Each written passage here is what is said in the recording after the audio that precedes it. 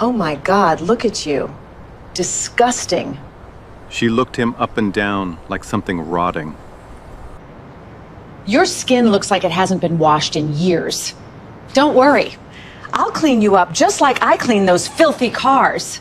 She grabbed a mop bucket and splashed it over him. Gray liquid hit his chest and ran down his neck. The parking lot fell silent. He stood there, soaked, motionless. Ma'am, I just came to look at some cars. Cars? People like you can't afford air for my tires. Get out before I call the police. He wiped his face, gently, slowly. Can I have your name? Report me? She grinned. To who? Nobody cares about people like you. That night her boss called, and all the blood drained from her face. Now, let me rewind, just a little, so you understand exactly how we got to that moment. It was a Saturday morning in late September, the kind of morning where the Carolina sun hits everything golden. The sky over Charlotte stretched wide and blue, not a single cloud in sight.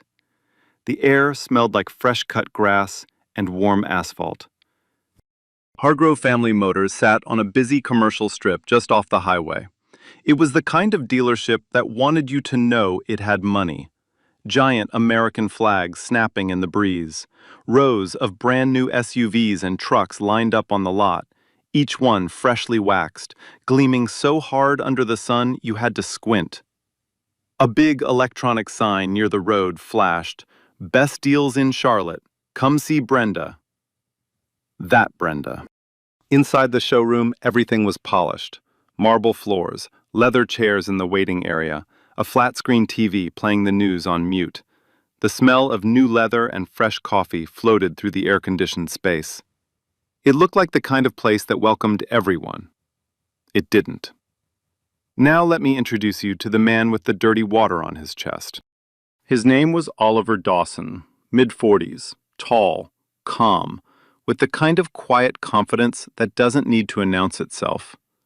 That morning, he was dressed like any regular guy running Saturday errands. A faded university hoodie, clean jeans, simple sneakers. No watch, no jewelry, no designer anything. He pulled into the lot in a mid-range rental SUV, nothing fancy. His personal cars were being serviced, so he grabbed whatever the rental place had available. He parked near the back of the lot, turned off the engine, and checked his phone. A text from his wife, Desiree. "Don't forget, pick up Zoe from dance at 3. He smiled, typed back a thumbs up, and stepped out of the car. Here's what nobody in that parking lot knew. Oliver Dawson was the founder and CEO of Dawson Equity Group, a private equity firm worth billions. His company quietly owned controlling stakes in dozens of businesses across the country. Hotels, restaurant chains, medical clinics, and, as of 6 weeks ago, a network of car dealerships through a holding company called Atlantic Auto Holdings. Hargrove Family Motors was one of them. Oliver had a habit. Whenever his firm acquired a new business, he liked to visit, unannounced. No entourage, no phone call ahead, no suit and tie. Just him, walking in like a regular customer, watching how the staff treated people when they didn't know the boss was watching. Today was one of those visits. He walked across the lot slowly, hands in his hoodie pocket, looking at the inventory. A nice lineup, he thought. Good condition, well-organized lot. So far, so good. Now let me tell you about the woman who ran this place, Brenda Hargrove. Mid-50s, blonde hair always styled like she had somewhere important to be. Red lipstick, white blouse tucked into pressed slacks. She walked through that dealership like she owned every square inch of it, which technically she didn't. Not anymore. Her father had started Hargrove Family Motors 40 years ago. Brenda took over as general manager when he retired. But 2 years ago, the family sold the business to Atlantic Auto Holdings. Brenda stayed on as GM. Same title, same office, same attitude. She just had bosses now. Not that she acted like it. If you were white, well-dressed, and drove a nice car into her lot, Brenda was your best friend. Big smile, firm handshake. Let me get you some coffee, sweetheart. If you weren't, different story. There was one other person you need to know about. Janelle Perry, 26 years old, the only black employee on the sales floor. She'd been at Hargrove Family Motors for about 2 months, and every single day had been a test of her patience. Janelle was straightening brochures near the entrance when she spotted Oliver walking up. She smiled, ready to greet him. It was her job, after all. But before she could take a single step, Brenda appeared out of nowhere. She stepped right in front of Janelle, blocking her path completely. "I'll handle this one," Brenda said. But the way she said it, cold, firm, with her eyes locked on Oliver, didn't sound like customer service. It sounded like a warning. Brenda walked toward Oliver like a woman on a mission. Her heels cracked against the asphalt, sharp, deliberate, each step louder than the last. She didn't smile. She didn't greet him. She just planted herself directly in his path, 3 feet from the front door, and crossed her arms. Oliver stopped. He gave a polite nod. "Good morning." Brenda didn't return it. Her eyes moved over him, slowly, from his sneakers to his hoodie to his face. The way you'd look at a stain on your kitchen counter. "Can I help you?" she said. But her tone didn't offer help. It offered a threat. "Yes, ma'am. I'd love to take a look at your SUV lineup. Maybe take a test." "Hold on." She raised one hand, cutting him off mid-sentence. "Before you waste my time and yours, let me ask you something. How exactly did you get here?" Oliver blinked. "Excuse me?" "I said, how did you get here? Walk? Somebody drop you off at the corner?" She looked past him toward the parking lot and squinted. "Because I don't see anything out there that looks like it belongs to someone who can afford my cars." "I drove. I'm parked right over..." "In what? That sad little rental back there?" She let out a short, sharp laugh. "Oh, honey, this isn't a free museum. We sell vehicles here. Expensive ones. For people who can actually pay." Oliver stayed calm. His hands stayed in his hoodie pocket. His voice stayed level. "I understand that. I'm genuinely interested in your inventory. That's all." But Brenda wasn't listening anymore. She was performing. Her voice climbed louder, loud enough for the 2 families browsing near the trucks to hear every word, loud enough for the sales team standing behind the glass showroom doors to stop mid-conversation and stare. "You know what I think?" she said, stepping closer. Close enough that Oliver could smell her perfume, something sharp and floral, mixed with the heat rising off the blacktop. "I think you wandered in here because you've got nowhere else to go. I think you want to sit in a nice car, snap a little selfie for your friends, and pretend for 5 minutes that you actually belong somewhere like this." She tilted her head and let the words land. "But you don't, and everybody here knows it." Oliver said nothing. His jaw tightened, but his eyes stayed steady. "People like you come in here every single week," she continued, waving her hand toward the showroom. "Touching the paint with your greasy hands, smudging the windows, sitting in leather seats you will never, ever pay for. And then I have to waste my staff's time cleaning up after you. Every single time." She exhaled like she was exhausted just looking at him. "Do you have any idea how tiring that is?" A white couple standing near a silver truck exchanged an uncomfortable glance. The woman grabbed her husband's arm and squeezed. They both looked at the ground. Neither said a word. A little girl in the back seat of a parked car pressed her face against the window, watching. Her eyes were wide. Inside the showroom, Janelle watched through the glass. Her stomach turned. She knew exactly what was happening. She'd seen smaller versions of this before. Brenda's voice, Brenda's posture, that very specific tone she reserved only for people who looked like Janelle, like Oliver, like anyone whose skin wasn't the right shade for Brenda's parking lot. Janelle pushed open the glass door and stepped outside. The heat hit her face immediately.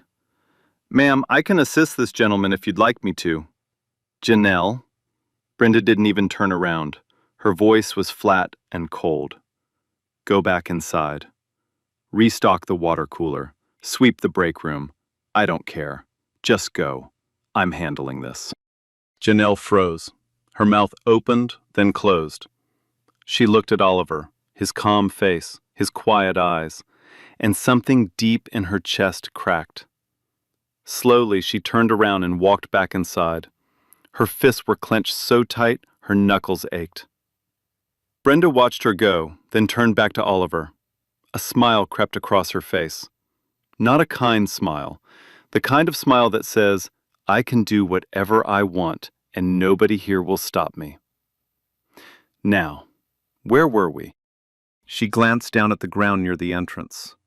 A mop bucket sat beside the door, left behind by the detailer who had just finished mopping the showroom floor. The water inside was gray, filmy, swirling with soap scum, dirt, and floor grime. The sharp, sour smell of industrial cleaner rose from the surface, thick in the September heat. Brenda looked at the bucket. Then she looked at Oliver. Her eyes moved between the two like she was making a decision. She made it. "You know what? You look like you need a bath." She grabbed the bucket with both hands, took one step forward, and swung it. The entire contents, a full gallon of dirty, chemical-soaked mop water, hit Oliver square in the chest. The impact was heavy, wet, loud. Gray water exploded across his hoodie. It soaked through the fabric to his skin in an instant. It splashed up across his chin and lips. It streamed down his jeans in dark, filthy streaks. It filled his sneakers. The stench of bleach, floor grime, and something sour wrapped around him like a fog. He didn't move, not 1 inch. For 3 full seconds, he just stood there, arms at his sides, water dripping from his fingertips onto the hot asphalt, eyes closed, breathing slow and steady. The parking lot went completely silent. The white couple by the truck stared with their mouths open. A salesman inside the showroom pressed his face against the glass, eyes wide. Janelle, standing by the water cooler, covered her mouth with both hands, her eyes filled with tears. Oliver opened his eyes. He looked down at his soaked clothes. Then he looked at Brenda. "Are you done?" he said. Quiet, steady, like a man asking about the weather. Brenda dropped the empty bucket. It clanged against the asphalt and rolled in a slow half-circle, leaving a trail of dirty water behind it. She put both hands on her hips and grinned. "Yeah, I'm done. Now get off my lot." Oliver nodded, slowly. He reached into his wet hoodie pocket and pulled out his phone. Brenda flinched. "What are you doing? Put that away!" "I'm sending a message," he said. Calm, unbothered. He typed something short, 10 words, maybe fewer, then slid the phone back into his pocket. Brenda's eyes narrowed. Then she grabbed the two-way radio clipped to her belt. "Cal, I need you at the front entrance, right now. We've got a situation." 30 seconds later, Cal Morrison appeared, the dealership's security guard. White, mid-30s, thick arms, built like a man who lived at the gym. He looked at Oliver, soaking wet, clothes stained gray, and then at Brenda. Confusion crossed his face. "What happened here?" "This individual is trespassing," Brenda said, crisp and loud. "He's been loitering, refusing to leave, harassing customers. I want him escorted off the property immediately. Oliver looked at Cal. I'm not trespassing. I came here to look at cars. That's it. Cal hesitated. He could see the dirty water dripping from Oliver's sleeves. He could smell the bleach rising from his clothes. Something about this felt wrong. But Brenda was his boss, and she was staring at him with that look, the one that said, "Do what I say, now." "Sir," Cal said. His voice was stiff, uncomfortable. "I'm going to need you to leave the premises." Oliver didn't argue. He raised both hands slightly, palms open, fingers spread. A gesture that said, "I am not a threat." A gesture no man should ever have to make just to look at cars on a Saturday morning. "All right," Oliver said. "I'll go." He turned and walked toward his rental SUV. Slowly, steadily. Each step left a wet footprint on the scorching asphalt. His sneakers squelched with every stride. The smell of chemicals trailed behind him like a shadow. Behind him, Brenda's voice rang across the lot, loud, proud. "And don't come back. This is a respectable business. We have standards here." Then she spun around, flashed a warm, dazzling smile at the white couple by the trucks, and said sweetly, "I am so sorry about that disturbance, folks. Now, what can I show you today?" Oliver reached his SUV. He opened the door, sat down on the cloth seat, water soaking into the fabric, and pulled out his phone. He didn't start the engine. He made a call. Nobody in that parking lot, not Brenda, not Cal, not a single customer, had any idea who was on the other end of that call, or what was coming next. Oliver didn't leave. He drove across the street and parked in the shopping plaza on the other side of the road. From there, he had a clear view of Hargrove Family Motors. The glass showroom, the front lot, the rows of SUVs baking in the sun, and the electronic sign still flashing. "Best deals in Charlotte. Come see Brenda." He turned off the engine. Just the soft tick of the cooling engine and his own breathing. He looked down at himself. The hoodie was destroyed, soaked through, heavy, clinging to his chest. The gray water had dried in uneven streaks, some parts still damp, others stiffening into chalky white lines that smelled like bleach and old mop heads. His jeans were dark from the belt to the knees. His sneakers squelched every time he shifted his feet. The smell, that sharp, sour mix of industrial cleaner and dirty floor residue, filled the entire car and stung the inside of his nose. He didn't change, didn't wipe himself off. He just sat there for a moment, hands on the steering wheel. Then he picked up his phone and dialed. 2 rings. "Marcus, it's Oliver." His voice was level, unhurried. Not the forced kind of calm people perform when they're trying not to explode. This was the voice of a man who had already made every decision and was now simply giving instructions. "I just came from one of our new acquisitions, Hargrove Family Motors, Charlotte, off Route 51. Silence on the other end. "The general manager is a woman named Brenda Hargrove. Pull everything on her, full personnel file, HR complaints, disciplinary history, employee turnover going back 3 years, every name, every exit, every reason." The faint sound of typing. "Next, call Tom Fielding at Atlantic Auto Holdings. His personal line, Marcus, not his assistant. Tell him I need the security footage from this location pulled and preserved. All cameras, front lot, entrance, every angle, last 2 hours. Nothing gets deleted, nothing gets taped over. Make sure he understands." Oliver glanced at the rearview mirror. The dealership sat behind him, small and bright.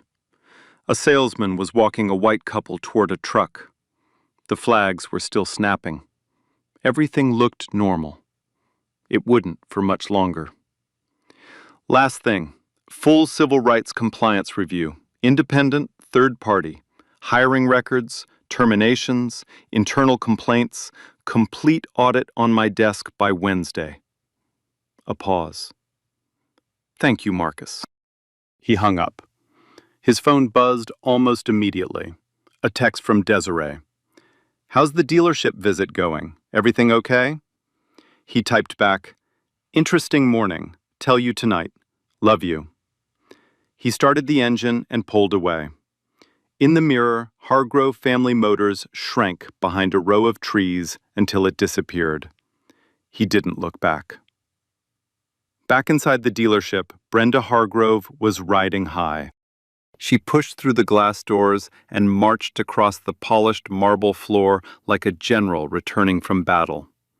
Her heels cracked in a sharp, proud rhythm. Chin up, shoulders back, smile wide. Problem solved, she announced. Two salesmen looked up from their screens. You're welcome, she added with a wink. She poured herself a fresh coffee, cream, no sugar, and leaned against the counter. A young white salesman named Greg drifted over, curious but cautious. So, what was that outside? With the guy in the hoodie. Brenda waved her hand like she was swatting a gnat. Same thing every weekend, Greg. They wander in off the street, no money, no intention to buy, sit in the cars, touch the leather, take pictures for social media, and walk off without spending a cent. She set her coffee down. You've got to stop it before it starts. That's the difference between a manager and a salesman. A salesman waits. A manager acts. Greg shifted his weight. Right, it seemed kind of what? Brenda's voice sharpened just enough to close the door. Greg swallowed. Nothing. Smart boy. She picked her coffee back up and took a long sip. Her eyes swept across the showroom. Spotless floors, gleaming cars under warm spotlights, the soft hum of air conditioning. And she exhaled with satisfaction. Everything was perfect. Everything was under control. She was so wrong. At the back of the building, past the service corridor and the supply closet, Janelle Perry sat alone in the break room. The door was closed. The fluorescent light overhead buzzed and flickered, that low, droning hum that crawled into your skull and stayed there.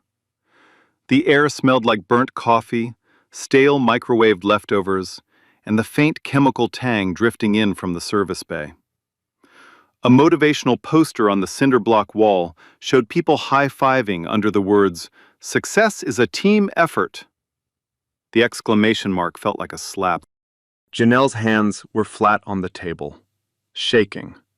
Not from fear, from rage. The deep, airless, chest-crushing kind that sits on your ribs and makes every breath feel like work. She kept seeing it, the bucket in Brenda's hands, the arc of gray water catching sunlight before it slammed into Oliver's chest. That sound, the heavy, flat, wet smack of dirty water against a man's body. And then the silence. The long, suffocating silence when an entire parking lot full of grown adults watched, and nobody said a word. She texted her mother, "Mom, I can't do this anymore." She threw a bucket of dirty water on a black man today, right in front of everyone, then told me to go restock the water cooler. Her mother replied in under a minute, "Baby girl, please quit. Come home. That place is poison and that woman is evil." Janelle put the phone down and pressed both palms against her closed eyes until she saw white dots in the dark. The fluorescent light hummed above her. The poster grinned from the wall. This was not new. Brenda had been grinding Janelle down from day one, 2 months ago.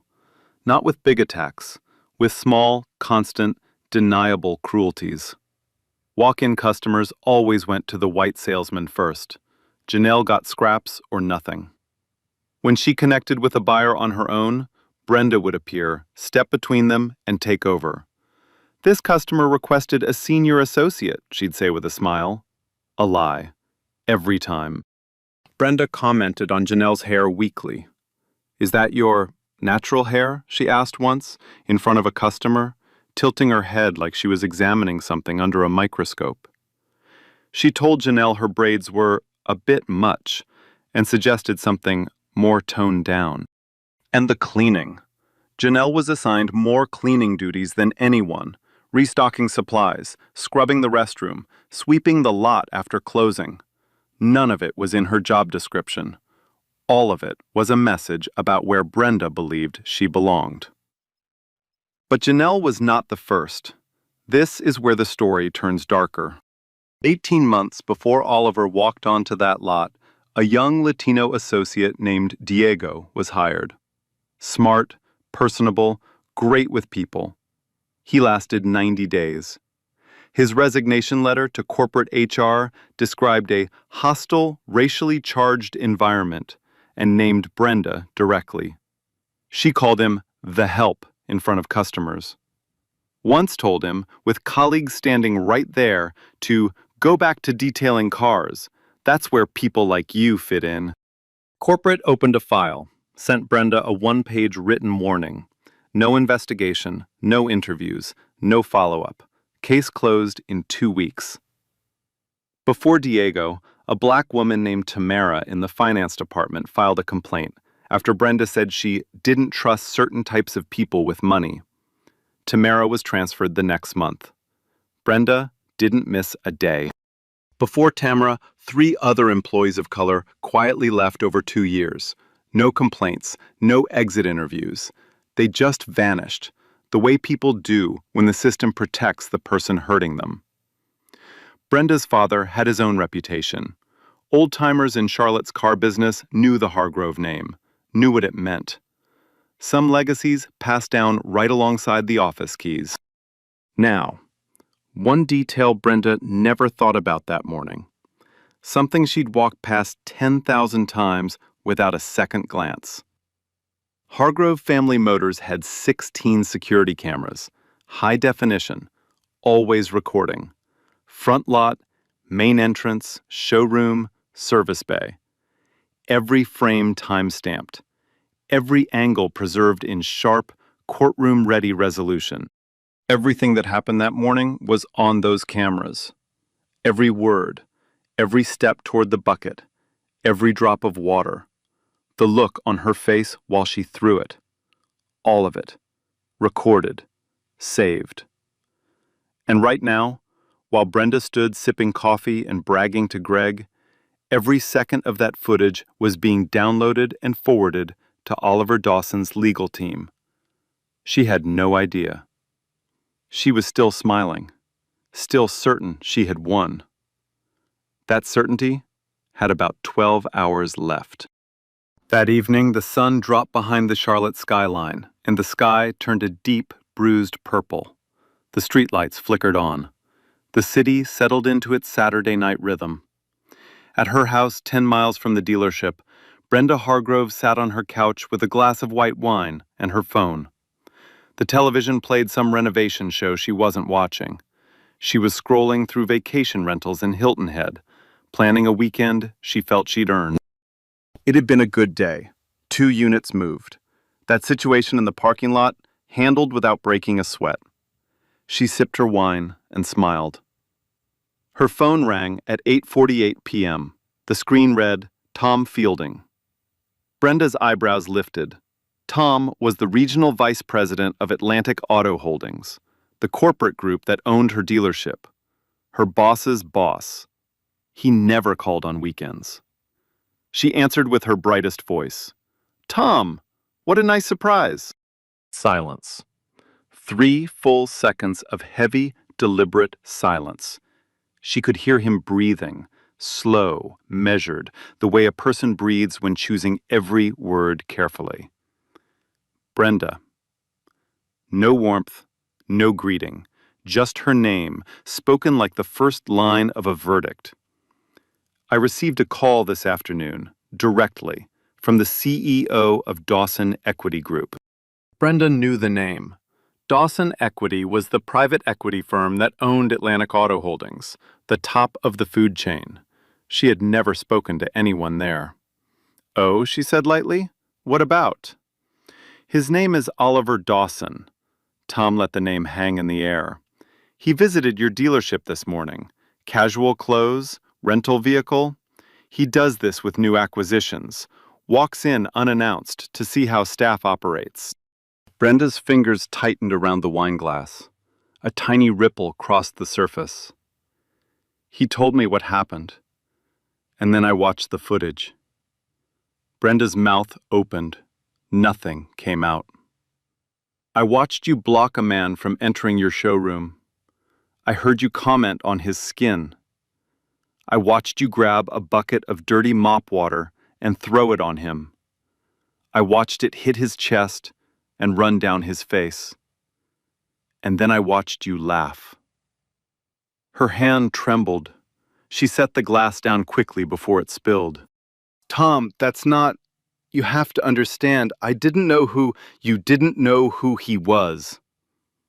Tom's voice didn't rise. It cut like a razor held perfectly still. "That's your defense? So if he'd been a regular person, no money, no power, that would have made it acceptable?" Brenda opened her mouth, closed it. Nothing. "Let me tell you who Oliver Dawson is." Each word landed like a hammer on stone. "He is the founder and CEO of Dawson Equity Group. His firm is the majority stakeholder of Atlantic Auto Holdings. Atlantic owns your dealership. The man you threw dirty water on this morning is the man who owns the company that pays your salary. In every way that matters, he is the man at the very top of the chain that keeps your lights on." The blood left Brenda's face.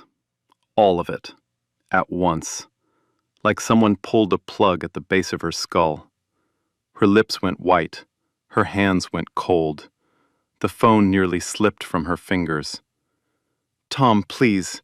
It was a misunderstanding. He didn't look like... I thought he was just..." "Just what, Brenda?" Tom's voice dropped to a whisper, quiet the way a blade is quiet. "Finish that sentence. I want to hear you say it." She couldn't. "Here's what happens next. Effective immediately, you are suspended. You are not to set foot on dealership property. You are not to contact any employee. Your credentials will be deactivated within the hour. Monday morning, a corporate HR team and an independent civil rights investigator will arrive. They will review the footage, interview your staff, and audit your entire tenure as general manager." Brenda's breath came in short gasps. "Tom, 20 years I've given. My father built that place. You can't." "Your father's name is on the building, Brenda, not on the deed. Not anymore." The line went dead. Brenda sat frozen, the phone dark in her trembling hand. The wine glass caught the television's flicker, a soft golden shimmer across untouched wine. The renovation show played on. A couple argued about tiles. The audience laughed. She heard none of it. She stared at the wall, mouth open, eyes glassy, a woman watching her life collapse in real time. 12 miles away, in a warm house in Myers Park, Oliver Dawson sat on the edge of his daughter's bed. Zoe was 6. Tucked under a lavender comforter with cartoon elephants, braids fanned across the pillow. Oliver held a picture book on his knee, a story about a brave fox who found her way home. He read the last page in a silly voice. Zoe giggled and touched his face. "Daddy, you smell funny." He laughed softly. "Long day, baby." "Did something bad happen?" He kissed her forehead. "Nothing that can't be fixed." He turned off the lamp. The room went soft and blue, just a star-shaped nightlight glowing near the door. Downstairs, Desiree leaned against the kitchen counter with tea. She looked at him the way only someone who has loved you for 15 years can. Want to tell me about it? A woman at the dealership threw a bucket of dirty water on me, called me disgusting, had security walk me out. Desiree set her tea down. Her jaw tightened. Her eyes went hard. And? It's being handled. Handled how? The right way. She held his gaze, then nodded, slow, steady, not satisfied, but trusting. Because when Oliver said something was being handled, it was already done. Monday morning, 8:15 a.m. The Charlotte sky was overcast, a flat gray ceiling pressing down on the city like a weight. No sun, no breeze. The flags outside Hargrove Family Motors hung limp and still. Brenda pulled into the lot early. She wasn't supposed to be there. Tom had been clear. But she had spent all Sunday convincing herself this was fixable, that if she could just look the right people in the eye and explain, everything would go back to normal. She was wrong. She walked toward the entrance in her sharpest outfit. Navy blazer, pressed slacks, full makeup. Armor for the fight she thought she was about to win. The glass doors didn't open. She tried her badge. The reader blinked red. Once, twice. Red again. Deactivated. The door opened from inside, but not by a sales associate. A woman in a charcoal suit stepped out. Mid-40s, short hair, reading glasses, leather folder under one arm. Behind her, a man in a dark suit with a briefcase. Behind him, Tom Fielding, arms crossed, face like stone. Brenda, I'm Patricia Cole, Senior HR Director for Atlantic Auto Holdings. This is Daniel Webb, Corporate Counsel. We need to speak with you. They walked her to a small conference room at the back, fluorescent lights humming, air smelling like dry erase markers and stale carpet.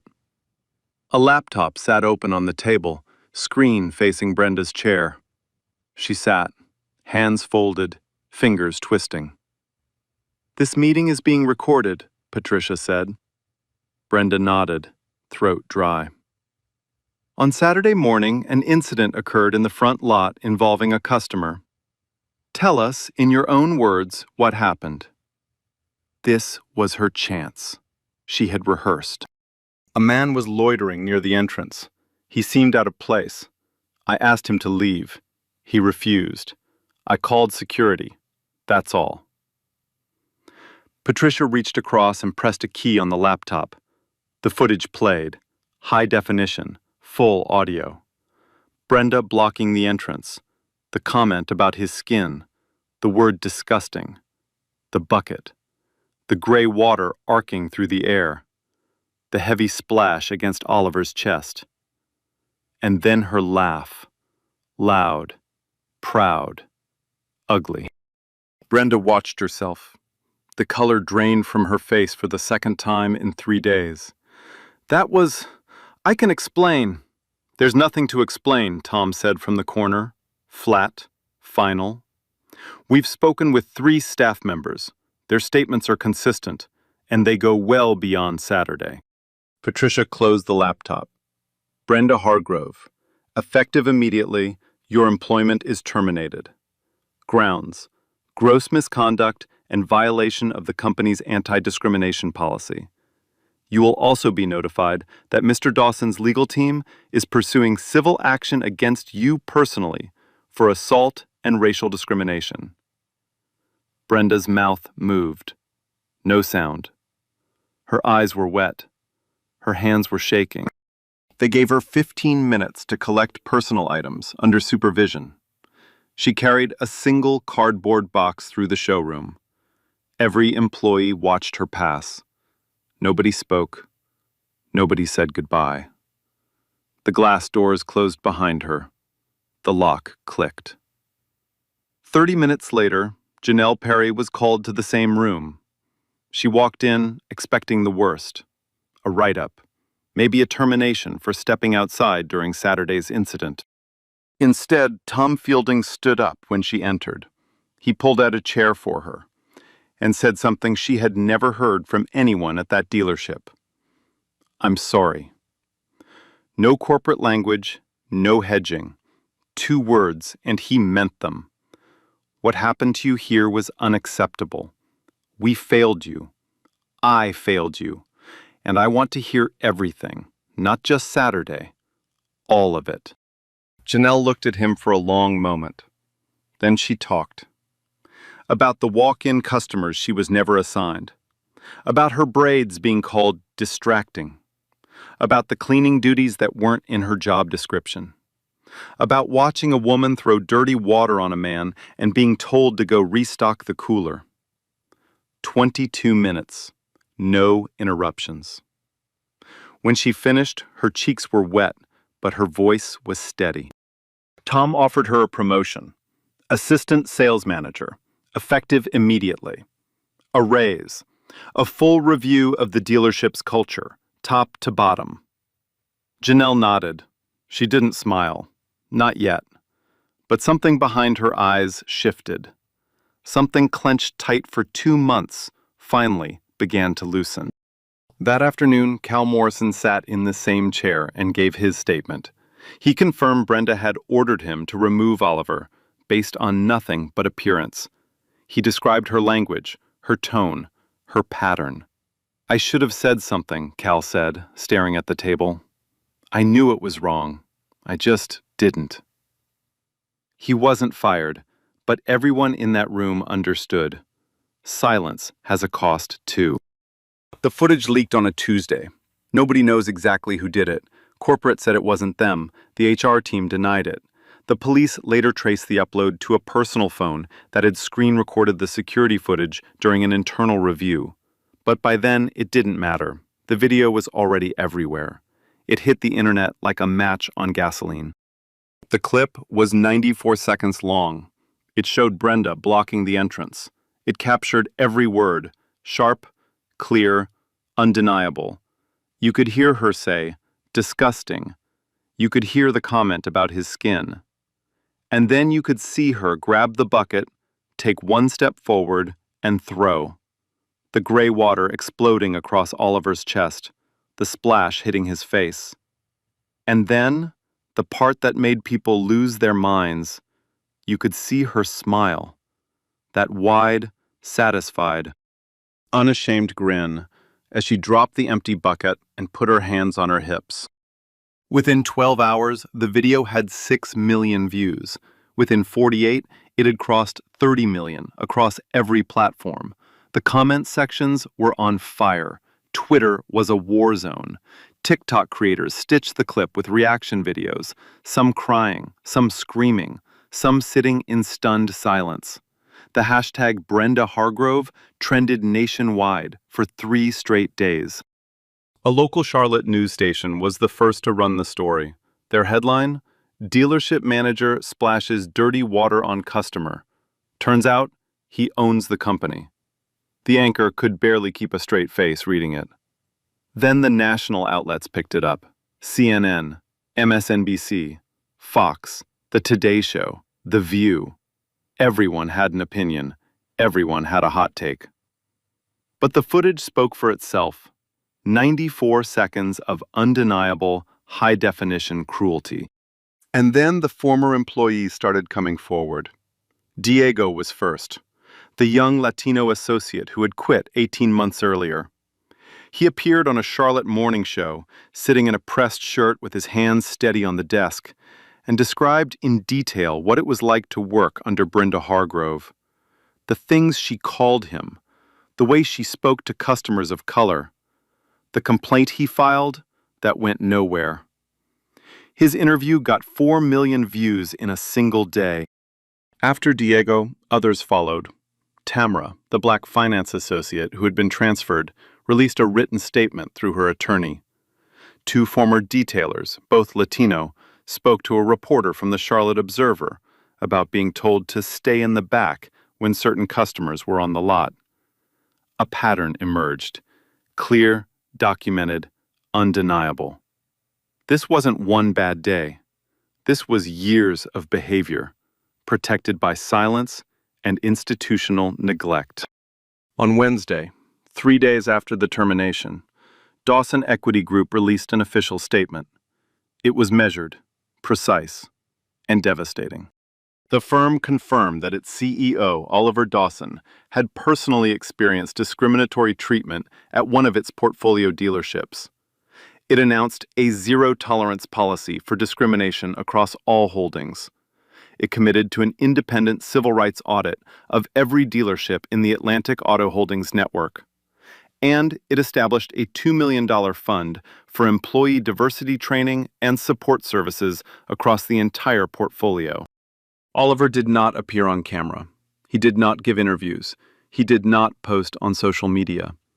The statement spoke for itself. And somehow, his silence made it louder. The legal machinery moved fast. Oliver's legal team filed a civil lawsuit against Brenda Hargrove, personally. The charges were assault and battery. Under North Carolina law, throwing any substance on someone constitutes assault, and racial discrimination. The lawsuit sought compensatory and punitive damages. It also requested a court-ordered public apology. Separately, the Equal Employment Opportunity Commission, the EEOC, opened a formal investigation into Hargrove Family Motors.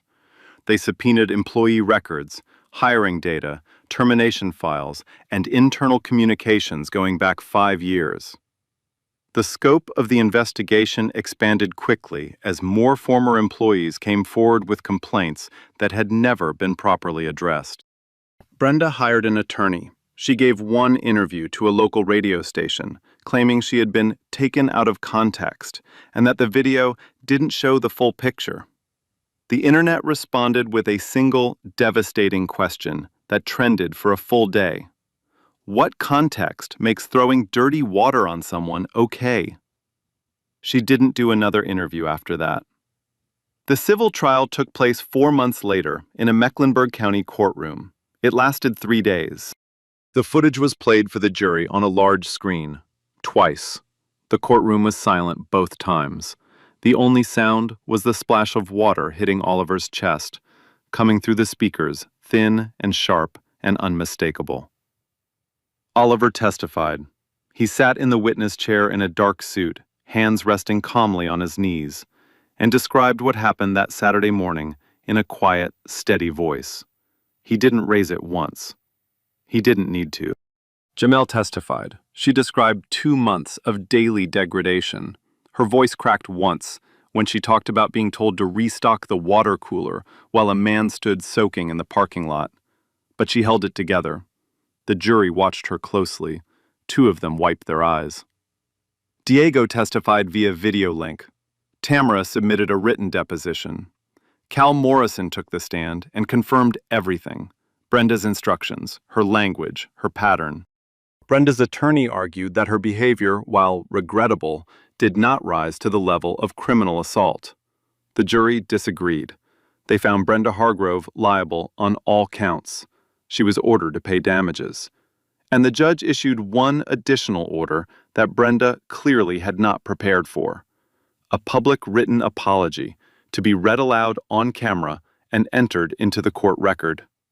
The video of that apology went viral too, but for very different reasons.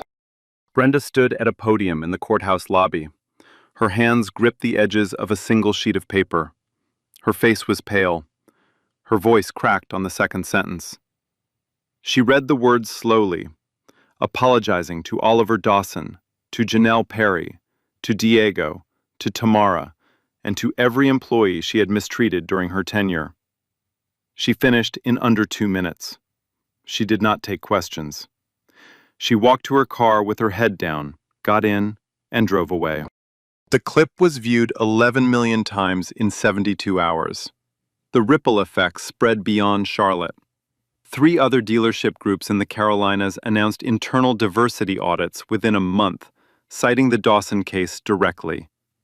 The National Automobile Dealers Association issued a statement urging all member dealerships to review their workplace conduct policies.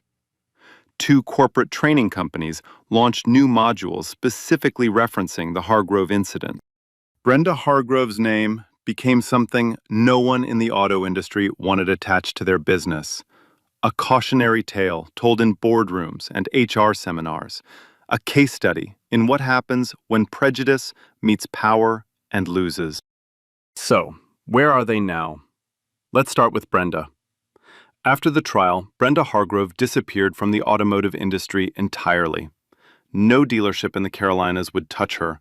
Her name had become toxic, the kind of name that makes hiring managers close a resume before they finish the first line. She sold her house in the suburbs, moved to a smaller town 40 miles outside Charlotte, and took a job working the register at a home goods store in a strip mall off the highway. No more marble floors. No more leather chairs. No more electronic sign flashing her name for the whole city to see. Just a name tag, a cash register, and the quiet knowledge that every person who walked through the door might have seen the video.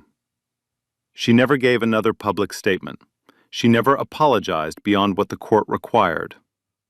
Whether she ever truly understood what she did, or only regretted getting caught, is something only she knows. Now, Janelle. Janelle Perry thrived. As assistant sales manager, she turned the culture of that dealership around from the inside. She mentored new hires. She built a team that actually looked like the community it served. Within 18 months, the Charlotte location's customer satisfaction scores were the highest in the Atlantic Auto Holdings network. 2 years later, Janelle left to start her own business, a small used car lot on the east side of Charlotte called Perry Auto.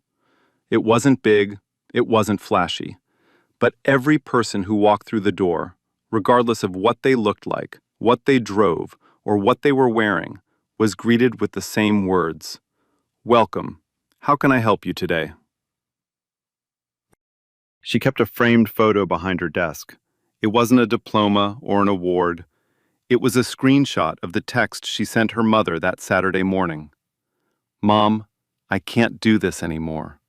Printed out and mounted in a simple black frame. A reminder of the day everything changed. And Oliver. Oliver Dawson went back to doing what he had always done, running his company quietly, effectively, and with purpose. He didn't write a book about what happened. He didn't launch a speaking tour. He didn't turn himself into a brand. But he did one thing. 6 months after the trial, he established the Dawson Equity Scholarship, an annual fund for young people of color pursuing careers in the automotive industry. Sales, finance, engineering, management, any path. The only requirement was a short essay answering one question. What does respect mean to you? The first class of recipients included 14 students from 7 states. One of them was a young woman from Charlotte whose mother worked at a tire shop. Her name was Monique. She wanted to run a dealership one day. Oliver read her essay 3 times. Then he called her personally to tell her she'd been selected. There's one more scene I want to leave you with. 8 months after that Saturday morning, Oliver Dawson walked into Hargrove Family Motors again. This time, he wore a suit. This time, everybody knew who he was. The showroom floor went quiet when he stepped through the glass doors. Every head turned. Every conversation stopped. Janelle was standing near the reception desk, adjusting a display. She looked up, saw him, and froze for just a moment. Then she walked over, steady, composed, shoulders back, and extended her hand. Oliver took it. They shook hands in the middle of the showroom, surrounded by gleaming cars and polished floors. Nobody spoke. Nobody needed to. The moment said everything. It was quiet. It was dignified. It was the ending this story deserved. What would you have done? If you were standing in that parking lot, not as Oliver, not as Brenda, but as one of those bystanders who saw everything and said nothing. Drop your answer in the comments. I want to hear it.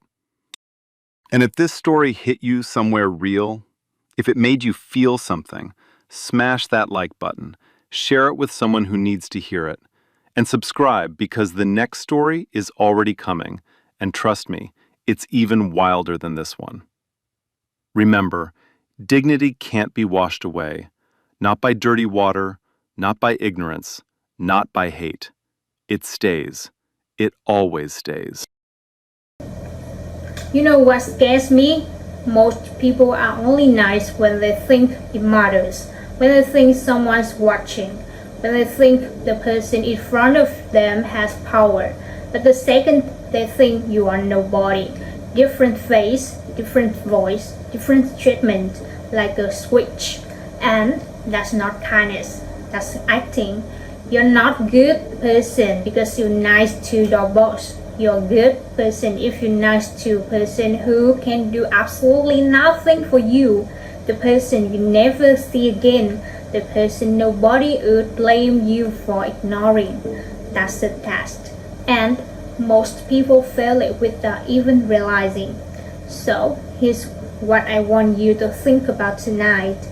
How do you treat people when there's nothing in it for you, when nobody's recording, when there's no consequence for being cruel or no reward for being kind? That version of you, the one that shows up when the camera are off, that's the real one. Everything else is just performance. Like, share and subscribe. Real stories, real justice, every week. And remember, respect isn't something you give people because of they earned it. It's something you give because you earned the right to call yourself decent human being.